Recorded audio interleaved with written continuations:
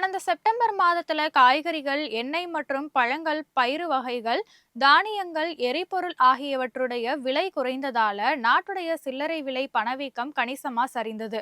அதாவது 1.54% அளவுக்கு பணவீக்கம் குறைஞ்சிருக்கு. இது தொடர்பா தேசிய புள்ளியில அலுவலகம் வெளியிட்டிருக்கும் தரவுகள் மூலமா கடந்த ஆகஸ்ட்ல 2.07% இருந்த சில்லறை விலை பணவீக்கம் செப்டம்பர் மாதத்துல 1.54% சரிந்ததும் தெரிய வந்திருக்கு. கிராமப்புற சில்லறை விலை பணவீக்கம் ஆகஸ்ட் மாசத்துல 1.69% இருந்து செப்டம்பர்ல 1.07% குறைந்தது.